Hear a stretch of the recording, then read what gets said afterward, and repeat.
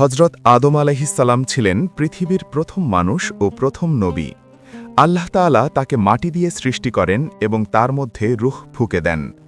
এরপর আল্লাহ ফেরেশতাদের আদেশ দেন আদম আলাইহিসসালামকে সিজদা করতে। সব ফেরেশতা সিজদা করলেও ইবলিস অহংকার করে সিজদা করতে অস্বীকার করে। এজন্য সে আল্লাহ রহমত থেকে বিতাড়িত হয়। আল্লাহ আদম আলাইহিসসালামকে বিশেষ জ্ঞান দান করেন এবং জান্নাতে বসবাসের অনুমতি দেন। তার সঙ্গী হিসেবে হজরত হাওয়া আলাইহাসসালামকে সৃষ্টি করা হয়। জান্নাতে সবকিছু হালাল ছিল, শুধু একটি গাছের ফল খেতে নিষেধ করা হয়। ইবলিসের প্ররোচনায় পড়ে আদম আলাইহিসসালাম ও হাওয়া আলাইহাসসালাম সেই ফল খেয়ে ফেলেন। ভুল বুঝতে পেরে তারা আল্লাহর কাছে আন্তরিকভাবে তওবা করেন। আল্লাহ তাদের তওবা কবুল করেন, তবে পরীক্ষার জন্য তাদের পৃথিবীতে পাঠানো হয়।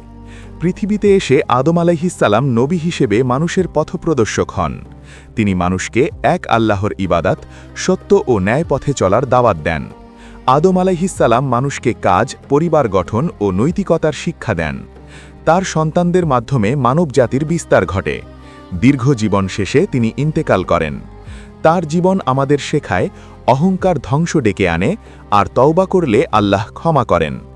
হজরত আদম আলাইহিসসালাম শুধু প্রথম মানুষ নন, তিনি ছিলেন মানবজাতির শিক্ষক, পথপ্রদর্শক ও আল্লাহর মনোনীত নবী। তার জীবন আমাদের শেখায় ভুল হলে তওবা করতে হয়, অহংকার ধ্বংস ডেকে আনে, আর আল্লাহর দয়া সবকিছুর ঊর্ধ্বে। পৃথিবী শুরুর সব অজানা রহস্য জানতে লাইক, কমেন্ট, সাবস্ক্রাইব করে চোখ রাখুন সাধারণ টিভি গোপন ফাঁদ চ্যানেলে।